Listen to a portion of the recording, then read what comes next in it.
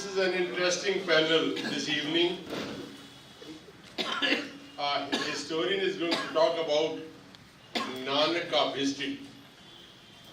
Another very brilliant scholar and also a deputy of Bhai Singh and by the logic also that of Guru Nanak will talk of Nanak of faith.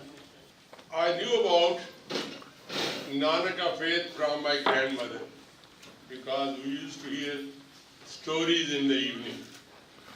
Nanak who could perform miracles. About Nanak there are stories, about Sakis. And then later on, from my teacher Dr. Ganda Singh, I heard about Nanak of history. And a much controversial Hugh MacLeod was my colleague in Baring College, and he presented for the first time study of the general Sakis. Sakis are written to serve a purpose. Important is the moral. And my little granddaughter, Tavleen, she was told many Saki stories, Babaji stories in the evening. Once her Dadi told her story, and I think even I heard the story, it to test the loyalty of Ji, Guru asked him to eat dead body. The moment the sheet was removed, it turned out to be prasad. To me, stories should not be taken on their face value. Story has a moral. Moral is important. And the first person who saw his beautiful face, who was the person? Daulta. Daulta was a Muslim. He was touched by Daulta. And then Guru Nanak's lifelong companion was Mardana, a Muslim. Not only Muslim, but also so-called low caste Mirasi. So which Nanak do we? I think we should discover the Nanak, which is Nanak of humanity.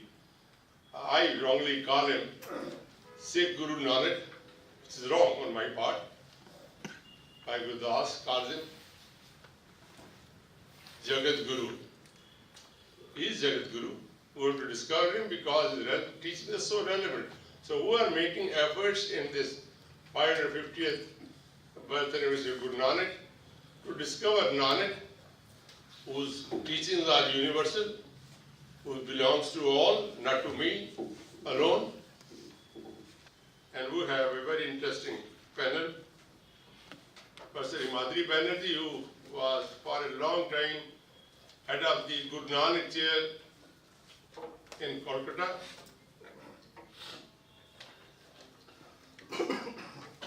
And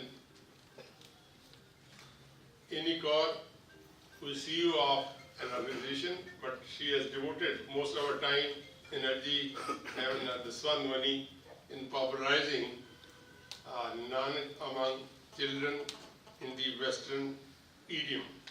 So with these, now, we have two distinguished chairs. You'll be surprised, Army's Deputy Chief. What is he doing here? Is that a PhD? He has an MPhil, I know. You have an MPhil? Two MPhils.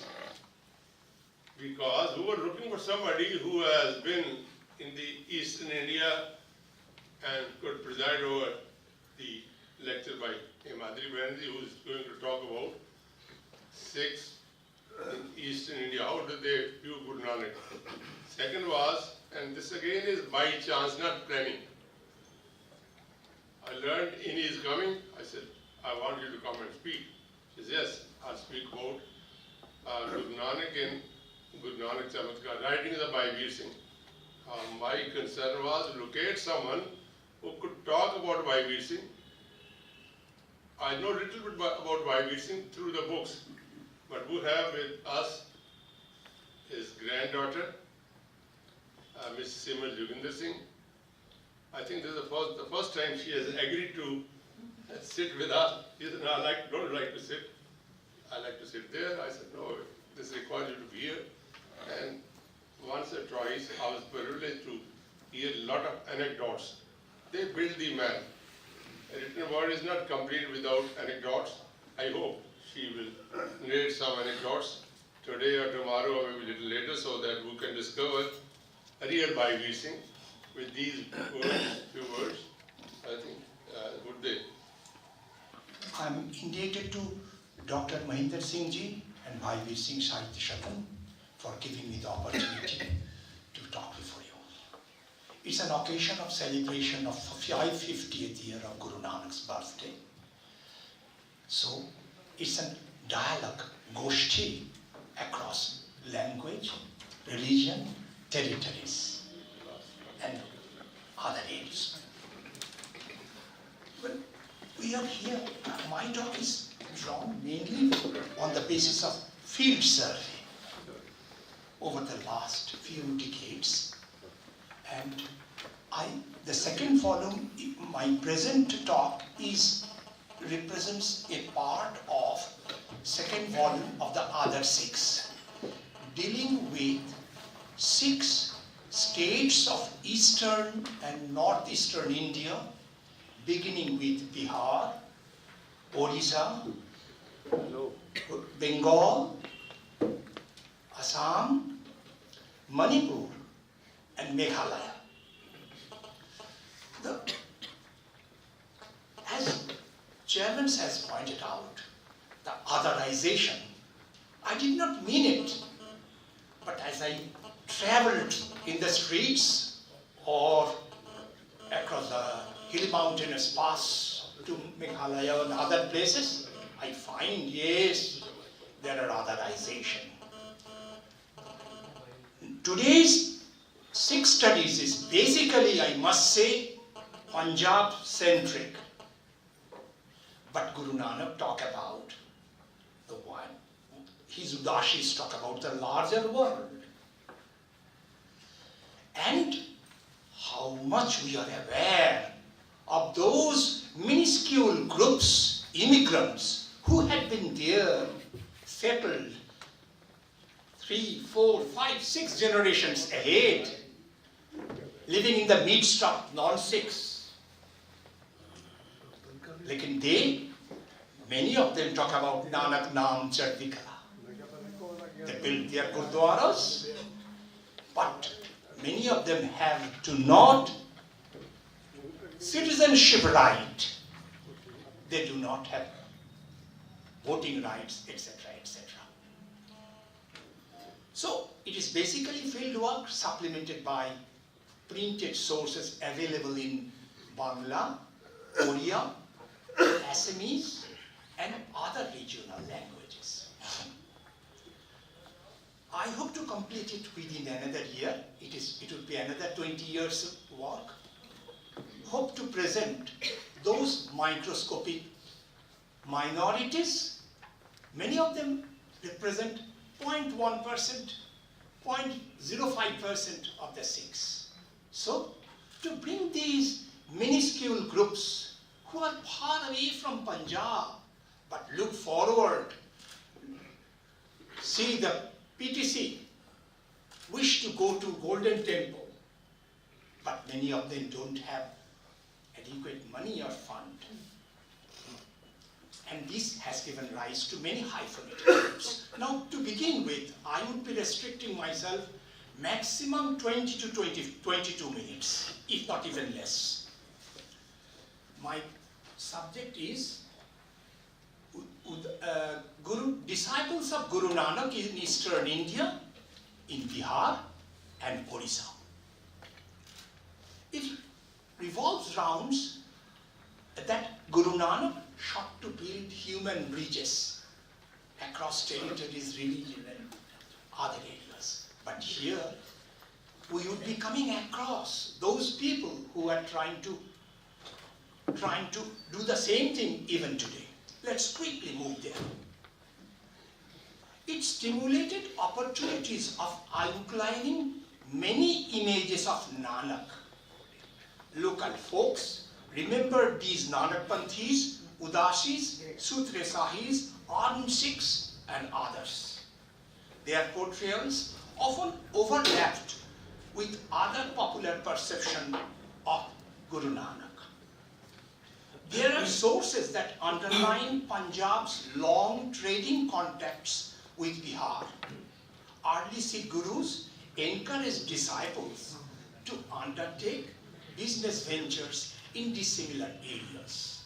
One of these passages carried Nanak Panthis through busy Eastern Indian urban centers situated on the banks of river Ganga mostly, beginning with Delhi, Allahabad, Agra, and then pushing down to Banaras, to Patna, then to as far as Dhaka, then turning westward, Bhadrak, and finally to Puri. So here you have a pan-Indian dimension from beyond Uttar Pradesh, beyond Balia. You could come across how different varieties of Sikhs. So there were Udashis in their annual pilgrimage cycle. There were mercenary Sikhs, often taking part in local civil war. There were, of course, ascetics. They were like Gauchai traders. Professor Barnard Cohn talked about it, and Lorenzen talked about all those. Please put up your mobile, is disturbing the system. Semi-ascetic, semi-trader, semi-mercenaries.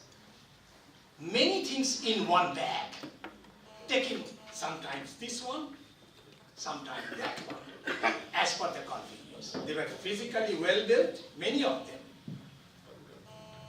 Another important aspect of these passages was their awareness and appreciation of other bhakti traditions of India,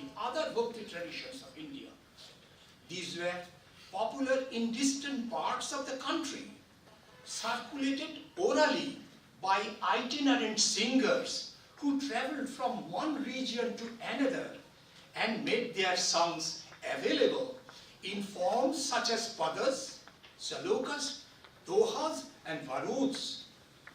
They were accustomed to communicating these musical compositions through various regional styles during popular festivities held in local sacred sites. In return, they were remunerated in different forms. Some of these musical representations were carried over to Punjab, underlining richness, diversity, and freshness of the regional traditions. Guru Arjan incorporated some of them after editing, scrutinizing them as per the basic Sikh ideology and theology. Also, Nanakpanti's sacred space was commonly bracketed as Dharamshal in Punjab. In Bihar, it was named as Sangats, Mathas, Akharas, Deras, and Mandirs. There are sources that point to the allotment of numerous revenue-free grant holdings to holy men engaged in secular activities. Instead of defining them as Sikhs, records from the late 18th century archives point out they are represented as Nanak Shahis, Sannashis, Goshais, and Fakirs. Some of the heads of the sacred space were not reluctant to hard labor or even take up the trading profession as a means of livelihood. Doors of their sacred space were kept open for all, hinting at the non-existence of religious differentiation and caste hierarchy. Widespread negation of Hindu pantheon, condemnation of caste hierarchy, and enthusiasm to revere the message of Nirankar encouraged people to listen to them. Their material and moral support to neighbors in times of grief widened their popular reach. In return, wealthy neighbors occasionally granted them mafi lands so that they could continue welcoming travelers, traders, wayward men who needed food and shelter in difficult times. This is not only in Eastern India, this was very much widely known in Kashmir areas. If you read those Punjabi sources regarding those how Sikhism entered Kashmir via Rawalpindi area, beyond Potwar and Rawalpindi area. The same pattern. Here Sikhism was the faith of plough, as Eaton has pointed out about Islam throughout Eastern India. On way to Assam, Guru Tegh Bahadur was sometimes in Bihar. He preferred to leave his family during his Assamward journey. He preferred to leave his family in Patna, because the place was already well known to the Nanak Panthis. They were trading over centuries in different articles such as rice, cotton, silk and saltpeter. Situated on the southern banks of the river Ganga, Patna offered an advantageous location. The river was navigable throughout the year and served as the principal river highway connecting different parts of different northern Indian towns and with eastern Indian markets as well as Puri. So from Patna, they could easily move as far as Dhaka. There are records, traveler accounts of Sebastian, and they tried to move from southwest to Bhadrak, to Cuttack, to Puri. Odisha, this is all about Bihar. If something comes out later, I would discuss. Odisha's encounter with Sikhs represent many layered narratives. Scholars of Sikh studies who have examined Guru Nanak's one-time passage to Jagannath Puri and his encounter with Sri Chaitanya in the early 16th century Odisha seem reluctant to carry their investigation beyond these points. The present study proposes to scrutinize how Sikh pilgrims had responded to the dominant regional bhakti tradition of Lord Jagannath, dominant in coastal Puri. Numerous journeys of Sikh pilgrims in coastal Odisha did not escape attention of local authors. Vamshi Bandla Goswami, a folk dramatist of Bhadrak of the early 18th century, briefly portrayed them in his farce called Mughal Tamsha. It is taken from Maharashtra Tamsha tradition. Even today it is staged. Because Odisha was sometimes ruled by the Marathas. And Rao, some of the titles are very much common to them. Mughal Tamsha provides an intimate profiles of pilgrims on their way to Puri and bracketed them as Nanak Panthi Fakirs. They are in a group and presenting a song in a mixed language with northern Indian Hindi pronunciation, understandable to local people. Goswami found these pilgrims exhausted after long travel from a distant land, were begging for a handful of rice and a paisa in the name of Nirgunaram, which is specially hinted at the last line of the song mentioned by Vamshi Vallabh Goswami in his text. In return, these fakirs used to tell Bal Bacha Acha Rehna. It's an agrarian society. Let your son, let your cattle be all right. That is the most important to rural population. It is a matter of speculation why Nanak Panthi fakirs were coming to Jagannath Puri as pilgrims and begging at odds with the long established norms spelled out by Sikh gurus. Here they are begging, which is somewhat different, not mentioned in sacred text of the Sikhs or any other common. Yesterday we are talking about that. Have you seen a Sikh beggar, Devendra Satarthi? So here they are begging. Something strange. Did Nanak Panthis of Mughal Tamsha not play an opposite role to that modeled by their counterparts in Punjab of the same period? you could understand what I am telling you. That is what has been taking place in Punjab, that the Nanak Panthis would not be begging, but here, ek paisa dena babu. Why? Did Nanak Panthis of the Mughal Tamsa not play an opposite role to that modeled by their counterparts of Punjab at the same period? Why did they lack the sophistication of Nanak's own understanding? Would these Nanak Panthis not find them drawn dramatically away from actual teachings and from the faithful replicas which Guru Nanak and his successors had produced? So here is a complete different thing. Why? Their songs did not make any mention of Punjab, but referred to local world through which they were journeying over a long period. Goswami's portrayal of Nanak Panthi is lifeline because it grew out of everyday experiences of coastal Odisha. In this sense, his representation had a definite regional tilt, which would be missing in a Punjab-centric Sikh studies. I did not quote from those oral tradition. It would be simply overwhelming.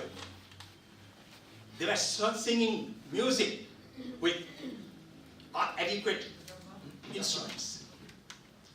Puri continued to witness arrival of pilgrims of different religious background. Their presence stimulated foundation of a few mathas or hospices. An early math was established in Dola Mandapa Sahil, next to the lion temples of Jagannath temple, just 100 years distance. So it was so important. It is difficult to state when it came into existence. According to Oriya sources, it is possibly in existence around 1722 AD. One British record confirms that it was a Nanak Panthi math. Two disciples, Gadar and Mangu, which possibly has been mentioned by that Bhai Singh in his book, which he mentioned about the Sikhs of Udashi Sikhs of Katak, possibly there is mention. Two disciples of Gadar and Mangu, both of Punjabi extraction, came one after the other to Puri. It appears that Mangu had commanded some influence on the Raja of Puri, who thought it advisable to make the ascetics settle in the town and made some endowments to make the set ascetic settles in the town and make some endowments to build the matha. It is called Mangu Matha after the founder Mangu. According to one official estimate of 1848, it stood fifth among the 30 rich mathas of Puri. There were other developments widening Matha Mahanta's social networking beyond the Matha. So he is powerful within the Matha. And what he has been social networking beyond the Matha and the sacred space of Puri.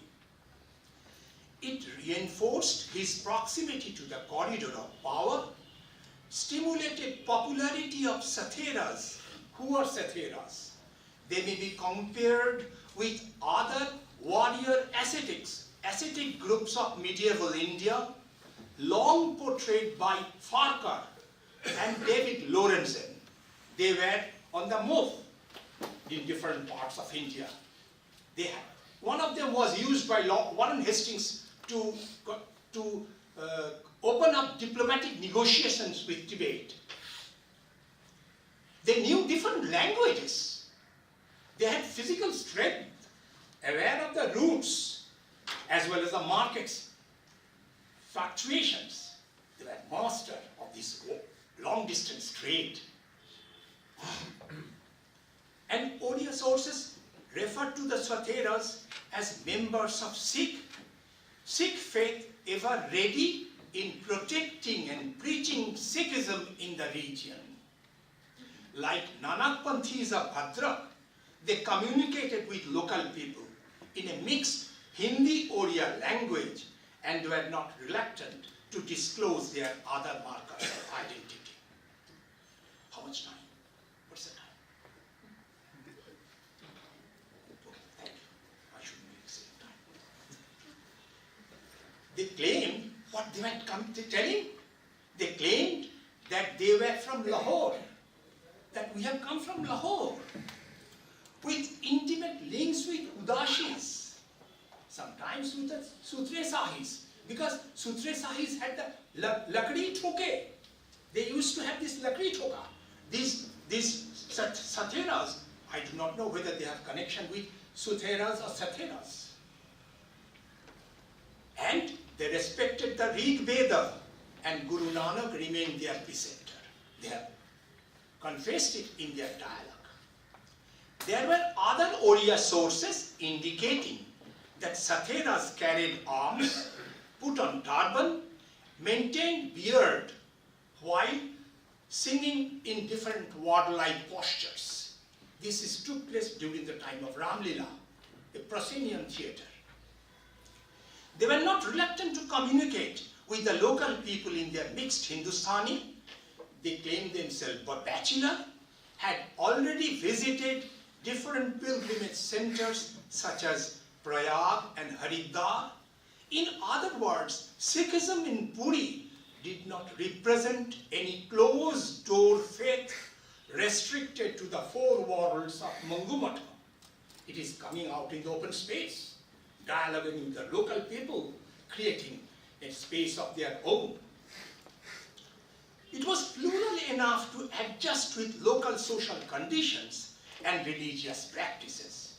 Further, Mangumata Mohanto's dialogue with Satheras underlines how pre-Khalsa Sikhism in Puri was neither reluctant to appropriate some local experiences, nor was hesitant to dialogue in a local location away from Punjab. So this nuanced representation of Nanak Panthis of Bhadrak, I have not mentioned about Kathak, because there is a wonderful experience that Ram was to be coronated. Suddenly there was an announcement that Vashishta, Vishwamitra, and many other Indian sages and Nanak was there to bless Lord Rama. Some of the things. So these nuanced representation of Nanak's Panthis, Udasis, Satheras, and other groups of Sikhs have often escaped the attention of Sikh studies scholars who prefer to perceive implication of the message of Sikhism through their Punjab-centric lenses. Their interventions to explain regional Sikh experiences through Khalsa-centric narrative possibly do not reflect how Sikhism was recreated in coastal Orissa. Instead of identifying these varied and fleeting profiles of Sikh disciplines with Guru Nanak's, instead of identifying these varied and fleeting profiles of Sikh disciples with Guru Nanak's one-time visit to Puri, it is likely that these portrayals were rather reflections of more durable presence of different Sikh groups. Not one-time visit, but they were all along there over the centuries, right from 17th, 18th, and 19th centuries. So these portrayals were rather reflections of more durable presence of different Sikh groups from Bhadrak to Puri via Kathak. These images of very diverse shades depicting numerous journeys of pilgrims on different occasions, often moving in the company of people related by same language group, or they were unknown to one another, since they were going to have a darshan of Lord Jagannath they created a group of themselves, which Iravati Karve talked about that on the road to have a glimpse of Vitthal, and similarly, or in the journeys which the Punjabis used to take from Kangra to Jalamukhi and Hinglaj and other places of Multan. So they were traveling. They may be of the same group, but as you grow, you develop own relationship among these traveling groups.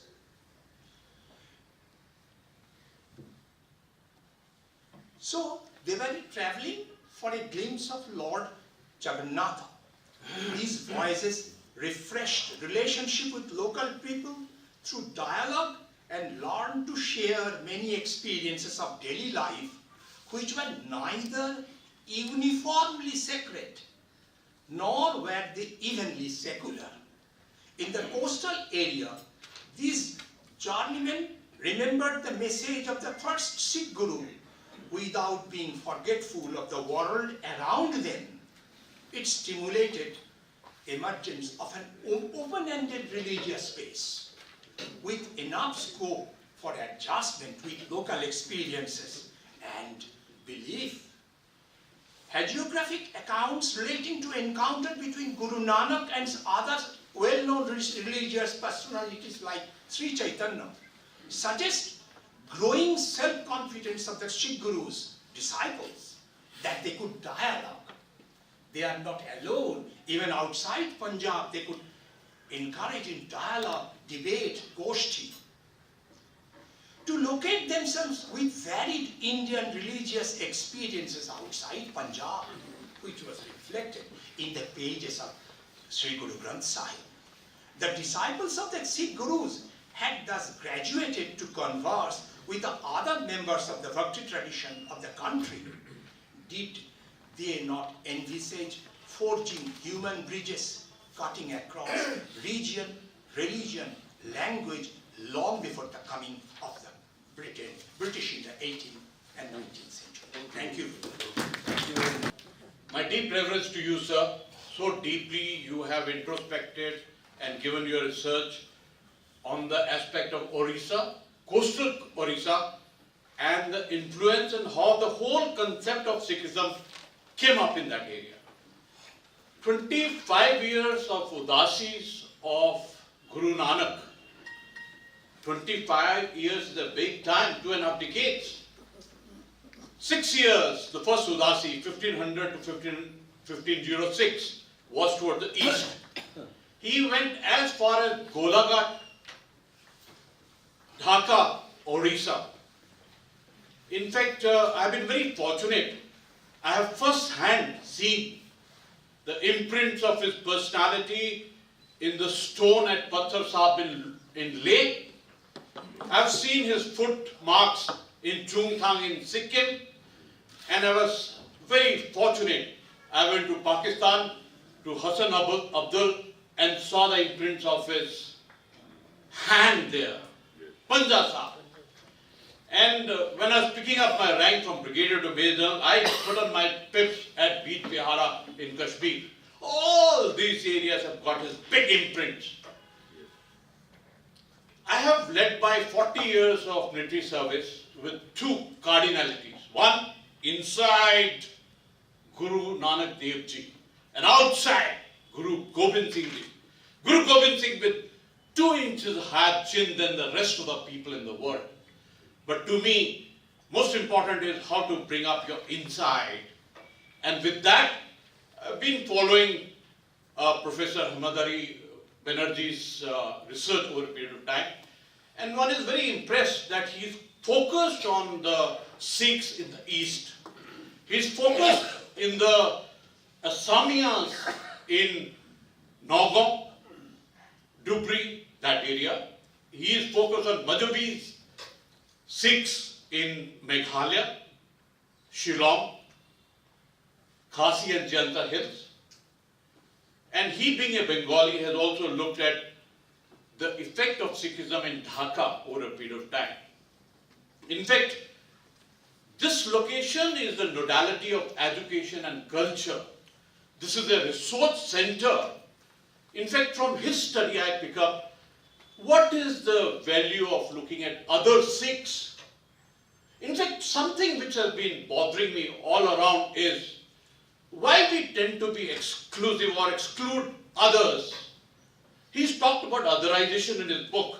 I think there is a requirement that the mind and the soul of Guru Nanak Dev Ji was not a microscopic thought. His anchor was universality. He is the one who talked about cosmicality. He is the one who, when he went to Puri, when he went to the Sun Temple, he talked about Aarti, in which his visualization was the entire Brahman. That was the level of thinking of which Guru Nanak Dev Ji had. In fact, the effect of first Guru and the ninth Guru in the East India has been fantastic. It has lingered, or the effect has remained there for so many years because of the power and the thought which he had. So therefore, from his studies, I want to pick up mind and the soul of Guru Nanak Dev Ji. What was his thought process? What dialogue he had? And if one looks in the time of 1500 to 1506, in that area was dominated by tantric thought.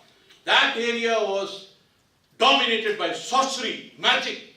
Shiv, Shakti and Vaishnavas was the environment there.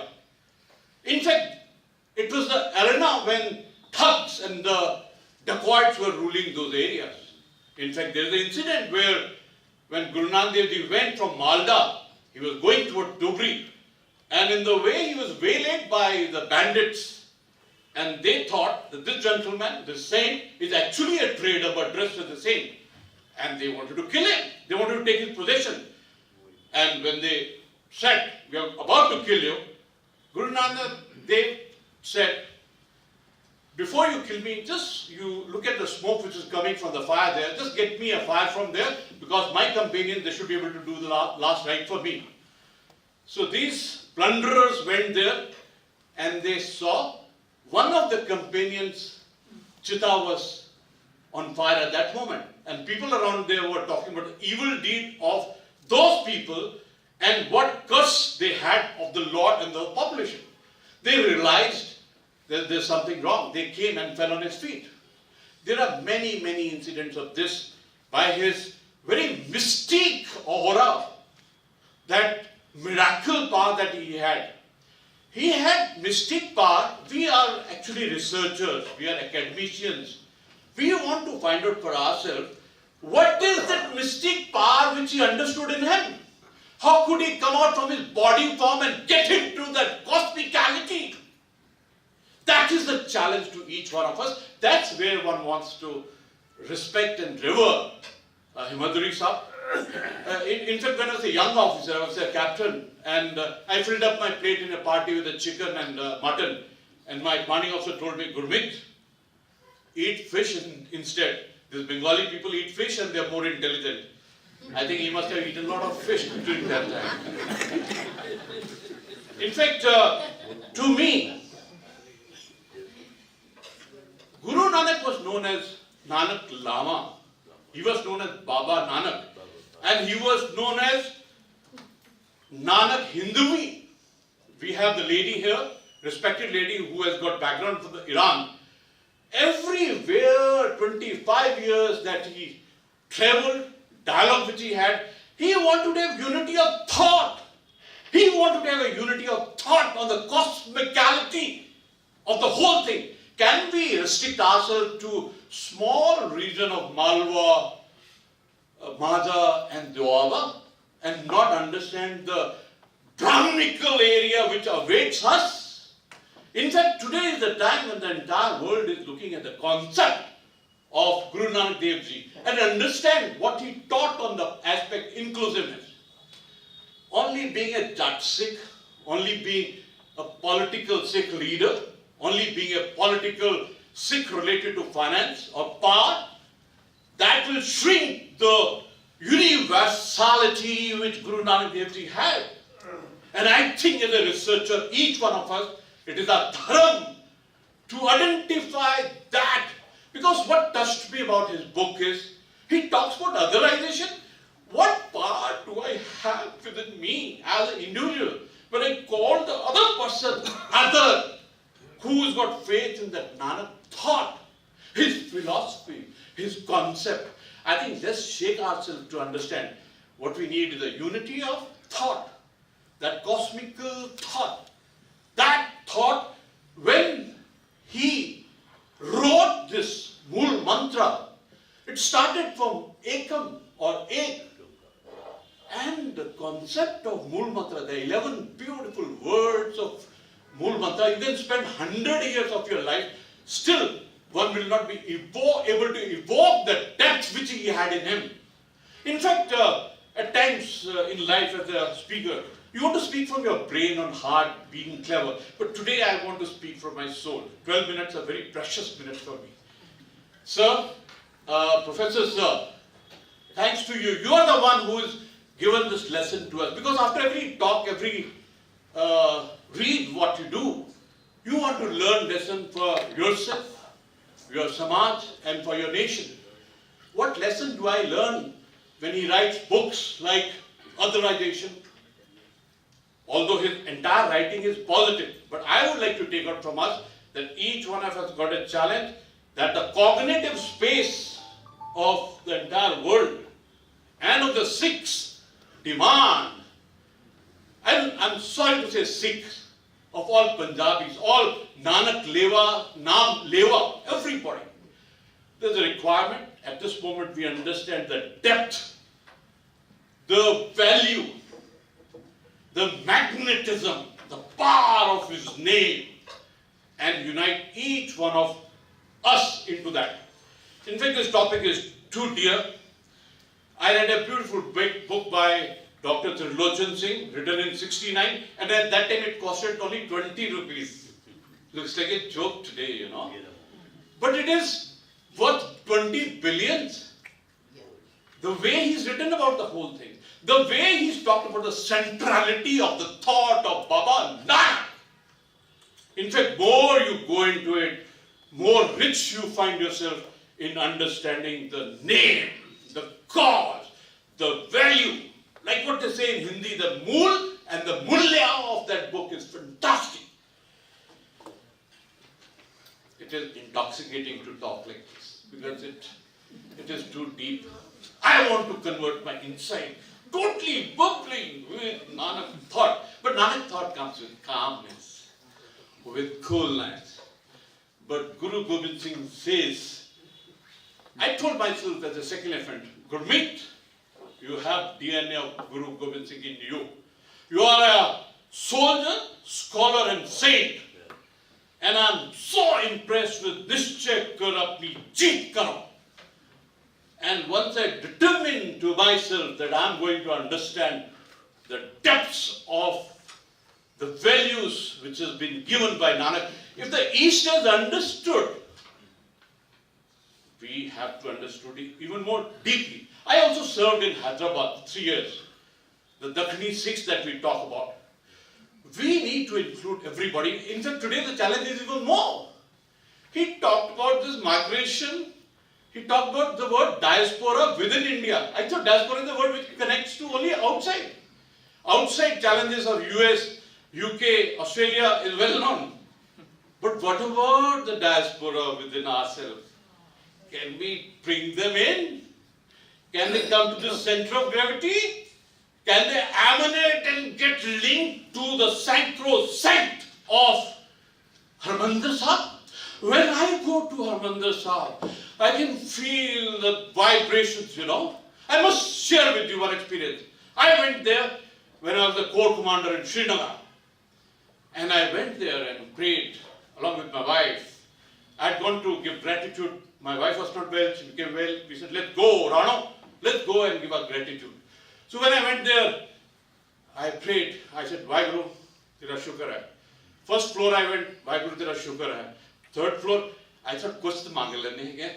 And then I said, Vaheguru, ek sona ja operation kar do. No casualty to my boys. A good operation, good terrorist leader and good number. I was working on some operations. I came back to my guest room And within 20 minutes I got a call. The boys on the ground tell me, sir, terrorist operation conducted, 7 terrorist leaders eliminated, and not a single casualty. That's the power, mystical power of Guru Nanak Dev Ji. And the Sikh thought, can we be narrow, shallow, small, microscopic? No. Sir, Himadri sir, look this side. You are the one who has brought this point, this vibration, to look at others and bring them as ours and we. I have enjoyed this moment. My deep thanks. Today, this year, we stand in celebration of Nanak Shai 550. Why is it important? Because if you don't have a relationship with someone, why is that year important? It becomes important only when you have a relationship. So today I want to speak to you a little bit about relationships and how relationships change over time. I came into this journey of Sikhi very late in life. Though born in a Sikh family, I can tell you categorically, I was not a Sikh. I came into this very late in life. And then at the age of 45, 46, when I learned Gurmukhi, taught myself Gurmukhi, the first book that I picked up was Guru Nanak Chamatkar. So can you imagine, for a person who does not speak fluent Punjabi, to pick up that book, which I had a dictionary and a qaida and my legal paper, and writing every sentence down what that book meant to me, what he meant to me. And you know why he meant that to me? Because of a relationship. Because the first man who I allowed to enter my consciousness was Professor Puran Singh. And Professor Puran Singh revered Bhai Singh Ji. He made a profound difference in his life, and that was a relationship. And because I loved Professor Puran Singh, I want to get to know who was this man who had moved the man I love so much. It's about a relationship. And therefore, I discovered Bhai Singh. He was Bhai Singh. Then he became Bhai Singh Ji. And today, I call him my Pitaji. And that is how relationships change. It was Guru Nanak. It was Guru Nanak Ji. And today, I cannot use those words. I say, Pacha. He is my Pacha. That is the relationship change. That is how you know that your devotion, your love has changed. And that's what you bring into your lives. And think about that in this year, in this incredible year of celebration, where everyone is celebrating, including in the Southern, you're having lectures every month. What is going to be your celebration? What is going to be your relationship with the Guru? So today I want to take a few moments and talk to you about how Pitaji looks or has revealed to us. Guru Nanak, he knows the Pacha through his eyes. And I want to talk about a few things, because these are the things that we as a community seem to be fighting about and tearing ourselves apart when there is no issue. There is no issue. And I want to talk about, and these are dialogues which I have taken from Guru Nanak Chamatkar. And this is a dialogue which Pacha has with the Brahmin. And the Brahmin asks him, what is Nam? Isn't that our question today? We fight about Nam. Is Nam just japana from the mouth? Is it this? Is it that? And I want to share with you what is written in Guru Nanak Chamatkar, and then internalize it and find the meaning for yourself. What is it for you? So Pitaji writes, so the Brahmin asks, what is Nam? And Pitaji writes, think of Ikyunkar as the sun. So Ikyunkar is the sun, and Nam is the sun ray, the light of the sun. Nam is the light that guides you to the sun. Nam is not mere repetition, so don't think of it just as japa. Nam is repetition, recitation, and remembrance. Simran. Nam is Simran. And then what happens? There's a sensation which you feel within you. Because when you remember someone, ਜਦੋਂ ਤੁਸੀਂ ਸਿਮਰਨ ਕਰਦੇ ਹੋ, ਉਸਦਾ ਜਾਪ ਕਰਦੇ ਹੋ, unless you don't feel it inside, it is just on the tongue. And that's not what Nam is. Nam is life. ਇਹ ਤੁਹਾਡਾ ਜੀਵਨ ਬਣ ਜਾਂਦਾ ਹੈ, ਉਹ ਰੂਹ ਹੈਗੀ ਹੈ. Nam is nadar, is grace, is meher. Nam is ਜਦੋਂ ਰੱਬੀ ਜੋਤ ਤੁਹਾਡੀ ਅੰਦਰੋਂ ਜੋਤ ਨੂੰ ਮਿਲ ਜਾਂਦੀ ਹੈ. Think now about what Nam is. It is when the divine light meets the light within you. Pitaji likhte hain, Nam pyar hai. Nam is love. Nam is devotion. Nam is intoxication. And Nam is rapture. Nam ek nasha hai. And you don't come down from this nasha. When you have the dunyavi nasha, you end up with a headache. But not with this Nam da nasha. You are actually flying. Tanu kuch cheez hath nahi lag sakti. It is you are really that high. And then he says, Nam is when in your remembrance you feel a sweet sensation on your tongue. ਤੁਹਾਡੀ ਜ਼ਬਾਨ ਦੇ ਉੱਪਰ ਇੱਕ ਮਿਠਾਸ ਆ ਜਾਂਦੀ ਹੈ. Your language changes. Because all of a sudden you cannot speak the language of harshness. It is only the language of love that you speak. And then he writes, Nam is when all the cells, so they roam which in your body, you are immersed in the love of Ikyunkar. And the blood in your veins that flows with the sound of Ikyunkar. And I had trouble with that. How does this happen? And I can tell you, I witnessed that.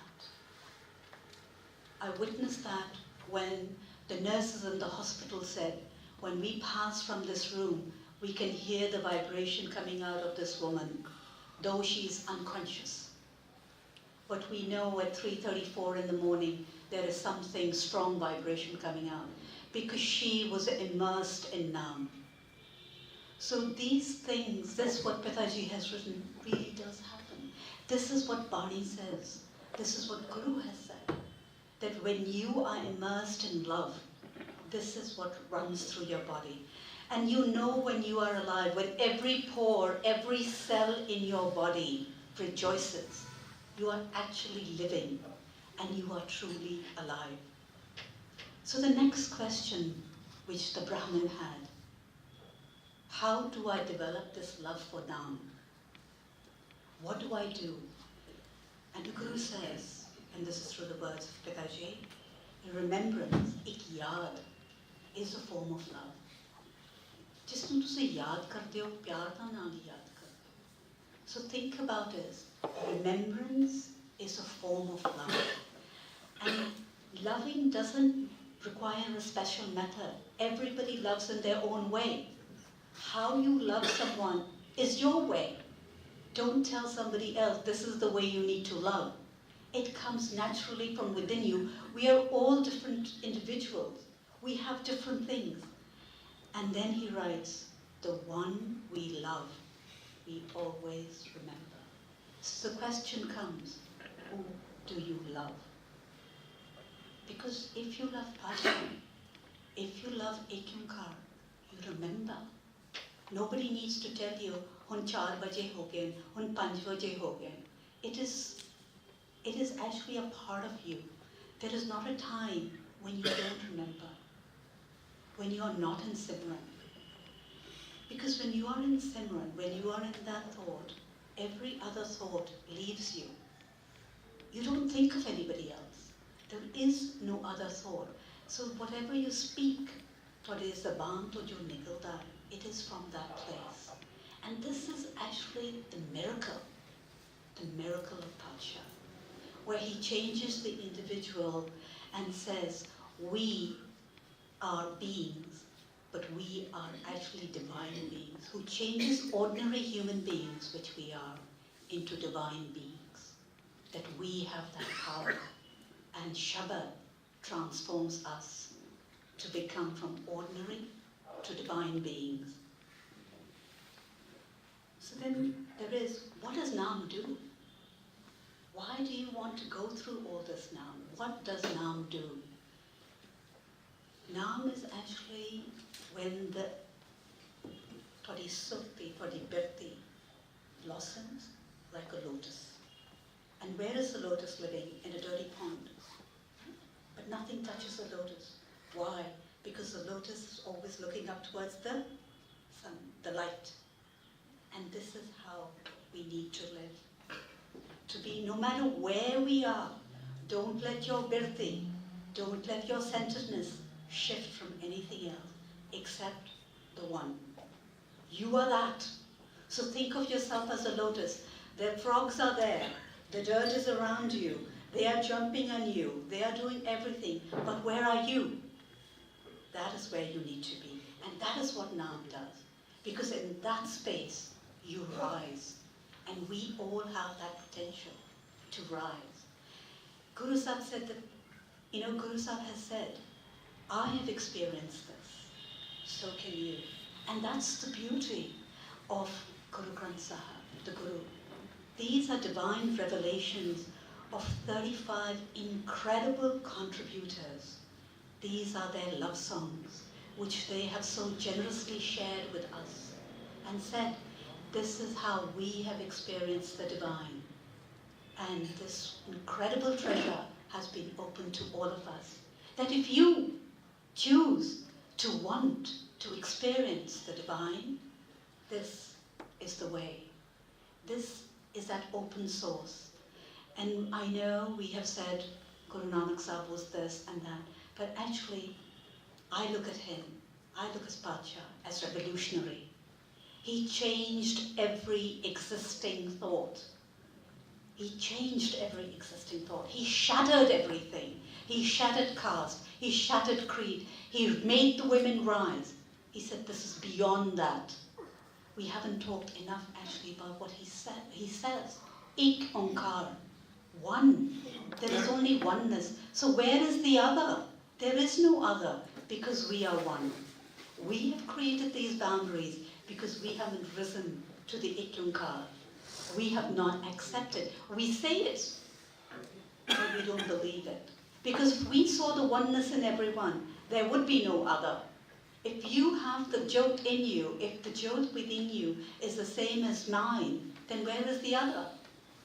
Sab mein Jyot, Jyot hai sab. If we can keep that in mind, that's what it is.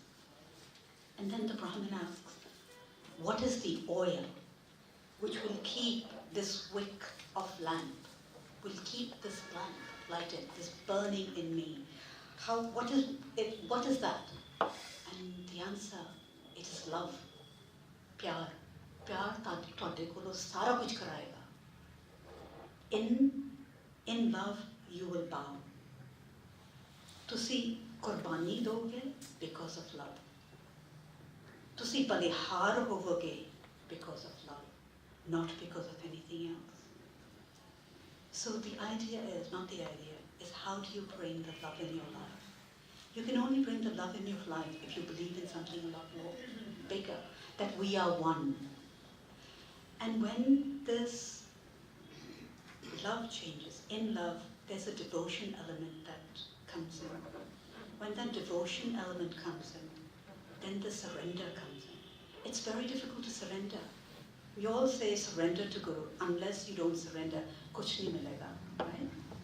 Surrender is very hard. We are very egotistical. The I in us is very strong. It's very hard to surrender. We only surrender in love. Think about it. So what is the biggest thing? Love. If you can learn, if you can bring love into your life, that's the first step. And how you can bring love into your life, it's your journey. And ਜਦੋਂ ਤੁਸੀਂ ਪਿਆਰ ਵਿੱਚ ਰੱਜ ਜਾਓਗੇ, when you are dyed in that color, rang Gurbani ਵਿੱਚ, rang of love, then see what you can do.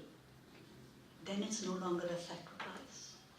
Then it's no longer anything. ਇਹ ਗੁਰੂ ਤੁਹਾਡੇ ਕੋਲ ਕਰਾ ਰਿਹਾ। ਇਹ ਤੁਸੀਂ ਆਪਣੇ ਪਿਆਰ ਪਿੱਛੇ ਕਰ ਰਹੇ ਹੋ, not because of anybody else. And that's the surrender. That is what love is. And the Brahman asks then, which is our question today, we go everywhere, what is enlightenment? We ask that. How do we get enlightened? How does it happen?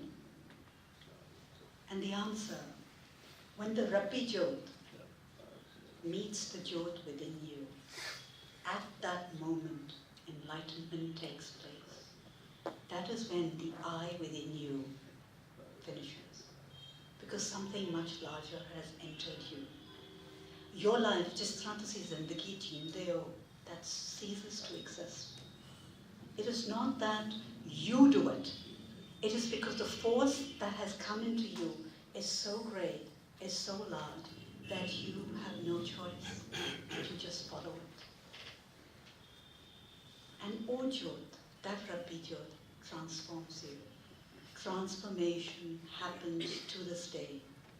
Transformation happens only through Shabad. Only through Shabad. And when this transformation and this enlightenment takes place, and how would you know you have been transformed, and how would you know you've been enlightened? You're filled with tasmad, with wonder, and with gratitude. There's a gratitude, shukr, ਤੁਹਾਡੇ ਮੂੰਹ ਚੋਂ ਨਿਕਲਦਾ, ਜੋ ਵੀ ਗੱਲ ਹੈਗੀ ਹੈ ਸ਼ੁਕਰ. It is from that place. That is where your own inner self tells you where you're going. And please know that this is not what I am saying. This is all flowing from Guru Nanak Chamatkar. This is all Pitaji's words. As how he is experiencing Padsha, and how he is revealing to all of us, and how he has made me fall in love with Padsha. So this has been my journey, and I'm sharing that with you in that light. So the Brahman asks, if Ikyunkar is everywhere, why can't I see or feel the presence? Right? This is our question. Je Rab sare paase hega hai, why can't I feel and see the presence? So this is what Pitaji writes. Ikyunkar's presence is like the water. Water appears in various forms. It is under volcanoes, mountains, and even in deserts. It's also hidden deep in the core of the earth. It only becomes visible when we dig for it. ਜਦੋਂ ਤੁਸੀਂ ਛੱਤ ਅੰਦਰ ਮੰਗਦੇ ਹੋ, when you look within and you start searching, that is when the water flows. That is when the Amrit flows. So when you make the effort, ਤੁਹਾਡੇ ਅੰਦਰ ਇੱਕ longing ਆਉਂਦੀ ਹੈ, ਖਿੱਚ ਪੈਂਦੀ ਹੈ. ਖਿੱਚ ਤੋਂ ਬਗੈਰ ਕੁਝ ਨਹੀਂ ਹੁੰਦਾ. There's a kitch in you. When there is a longing that मैं कुछ करना चाहता, I want to connect with something larger than myself. Is this my life, or is there something much larger than me? It is then you begin to seek within yourself, and it is then you experience the water that is flowing within you. सारा कुछ ਤੁਹਾਡੇ ਅੰਦਰ ਹੈਗਾ. Don't look outside. Don't expect anybody to bless you and say, okay, this is going to happen and all that. It's all within you. You are complete. You just have to look within and chisel yourself. Shabad chisels you.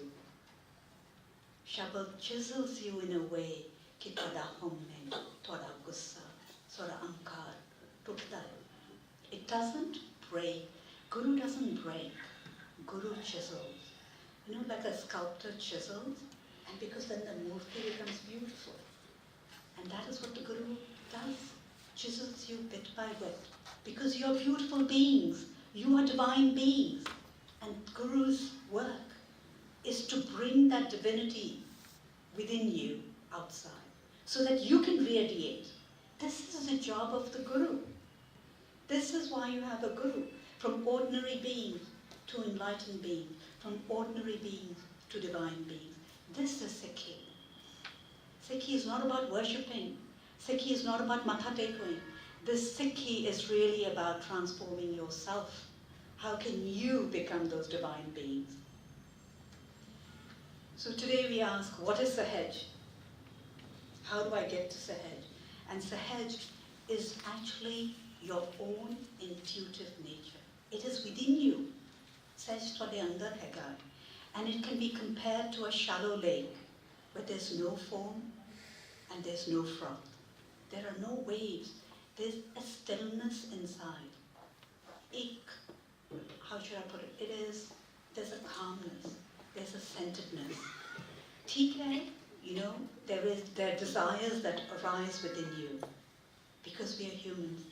But those desires don't have the power to touch you anymore. They arise and they leave. You don't act upon them. Because to say without desires is a very high stage. And you will get there. You may get there. But at least get to the stage where the desires don't have a point to affect you. And then Bhai Mardana asks, my mind is enticed by passions and desires. How do I kill the mind? Right? Because we're all about killing something and then something else coming. And Pacha says, the answer is not in killing them. Think about it. It's not in killing them. Everything that is within us, accept it. But in reining the senses and riding over them like a horse. Be the master of your senses. Be in control of your senses. Your senses are like a pillar in the body. By killing them, you are actually striking an axe on your feet. And you become pessimistic. And in Sikhi, there's joy. There's kera. You feel everything. So don't kill your desires like the yogis. Don't say, I've given up this, I've given up, I'm not touched by them. Of course you must feel passion. Of course you must feel pain of humanity. Because unless you don't feel the pain, you cannot act. So be connected. And then this is a wonderful question which in Guru Nanak Chamatkar, Mia Mitha asks Pacha, asks, who is a saint?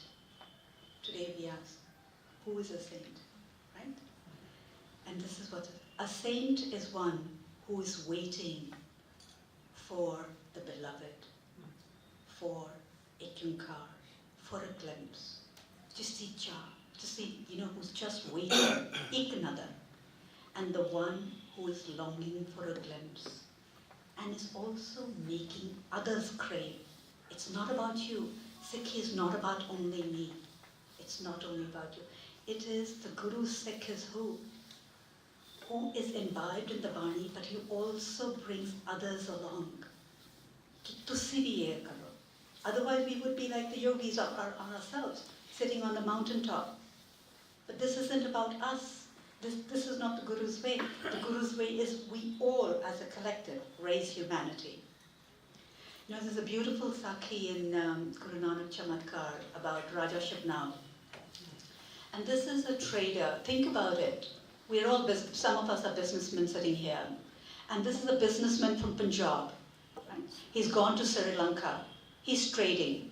He's now in a place where there is no other Sikh. And the law of the land, the religion of the land, is worshipping whatever they're worshipping, the statues, and they have their own rituals. And this man, Mansukh, every evening does his own thing. And the Brahmins complain to the king that this man doesn't follow our ways. And the king likes Mansukh because he's a good trader. He says he's an honest man. So they bring Mansukh into to the court. And Raja Shibnal asks him, why don't you do what we do? And what does Mansukh say? It's brilliant what he says. He said, I was Devi Puja. I did do that. But then I met Guru Nanak Sahib. And he gave me some shabads. And now I only do that.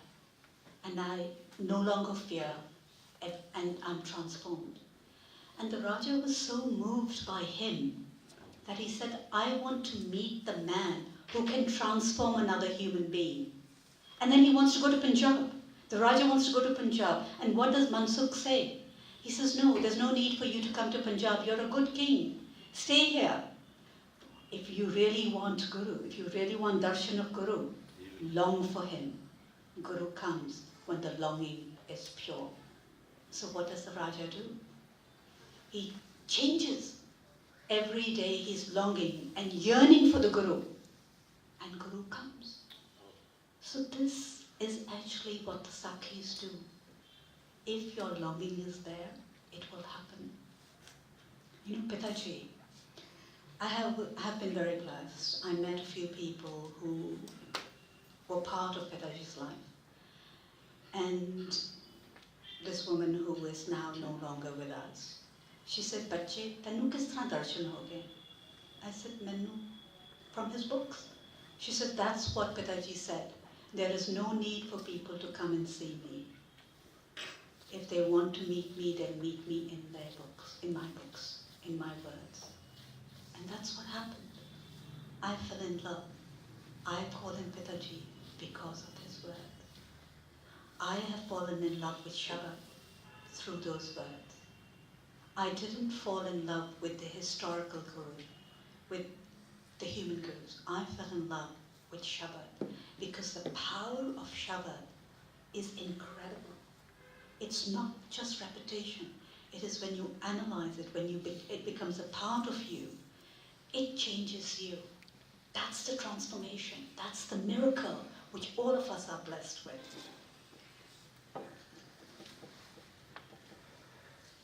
I want to leave you with one thing. What is the essence of life? Because we are all living a life. Think about what is the essence of your life. And this is what Pitaji writes. A flower is beautiful, a life is beautiful. And its color is charming. However, the flower is real only when it is full of fragrance. Jab tak us phul vich mehak nahi hunde, the flower is. Those who are awakened, jo jaag jante hain, their hearts, they are blooming and they feel the sensation. They feel the sensation of the Rabbi Jyot within them. So this is what I have shared with you, is the Guru Nanak Sahib, is my Pacha through my Pitaji. We can debate about Guru Nanak Sahib. We can write books and read books and do everything. But the point is, in this year of the 550th celebration, what are you going to do? And a small baby request. If the only way to know Pacha is through his words, is through his Bani. So pick up a Shabad of his, study it, analyze it, make it a part of your life, and see what the change happens. See the transformation. That is your celebration with your Pacha. Bhai Guru Ji Ka Khalsa. At the last, I want to leave you with a thought of Bhai Sahib Ji about another aspect. Bhai Sahib जिस वेले गुरबाणी अर्थ ਅਤੇ ਵਿਆਖਿਆ ਕਰਦੇ ਹਨ ਤਾਂ ਉਹ ਕਿਸੇ ਹੋਰ ਰੰਗ ਵਿੱਚ ਚਲੇ ਜਾਂਦੇ ਹਨ। ਉਹਨਾਂ ਲਈ ਗੁਰਬਾਣੀ ਗੁਰੂ ਨਾਨਕ ਦਾ ਮਨ ਹੈ। ਬਾਣੀ ਨੂੰ ਸਮਝਣਾ ਗੁਰੂ ਨਾਨਕ ਦੇ ਮਨ ਵਿੱਚ ਇੱਕ ਝਾਤੀ ਮਾਰਨੀ ਹੈ। ਇਸ ਮੁਤਾਲਿਆ ਤੋਂ ਉਹਨਾਂ ਨੇ ਗੁਰੂ ਨਾਨਕ ਦੇ ਮਨ ਨੂੰ ਕੀ ਸਮਝਿਆ, ਇਸ ਮਨ ਦੀ ਵਿਸ਼ਾਲਤਾ ਦਾ ਜੋ ਅੰਦਾਜ਼ਾ ਉਹਨਾਂ ਲਗਾਇਆ, ਉਹ ਉਹਨਾਂ ਨੇ ਆਪਣੇ ਲਫ਼ਜ਼ਾਂ ਵਿੱਚ ਇਹ ਹੈ। ਗੁਰੂ ਨਾਨਕ ਦਾ ਮਨ ਬੜਾ ਹੀ ਵਿਸ਼ਾਲ ਸੀ ਤੇ ਉਸ ਵਿੱਚ ਬੜੇ ਉੱਚ ਕੋਟੀ ਦੇ ਅਗੰਮੀ ਨਜ਼ਾਰੇ ਝਲਕਾਂ ਮਾਰਦੇ ਹਨ। ਉਹ ਕਿਸੇ ਇੱਕ ਲੀਕ ਦੀ ਬਲ ਵਿੱਚ ਨਹੀਂ, ਉਹ ਜਿਉਂਦੇ ਜਾਗਦੇ ਉੱਡਦੇ ਉੱਚ ਪਾਵਾਂ ਦੇ ਲਲਿਤ ਵਿਦਯੁਤ ਲਹਿਰਾਵ ਹਨ ਕਿ ਜਿਨ੍ਹਾਂ ਨੂੰ ਤੱਕਣ ਵਿੱਚ ਸਾਧਾਰਨ ਸਮਝ ਦੀਆਂ ਅੱਖਾਂ ਚੁੰਝਾ ਜਾਂਦੀਆਂ ਹਨ। ਉਹ ਕੇਵਲ ਦਾਰਸ਼ਨਿਕ ਬਜ਼ੁਰਗ ਨਹੀਂ ਸਨ। ਗੁਰੂ ਨਾਨਕ ਦੇਵ ਕੇਵਲ ਕਾਵਿ ਦੀਆਂ ਉਚਾਈਆਂ ਤੇ ਗਹਿਰਾਈਆਂ ਦੇ ਉਡਾਰੂ ਤੇ ਪਾਣੀਹਾਰ ਨਹੀਂ ਸਨ।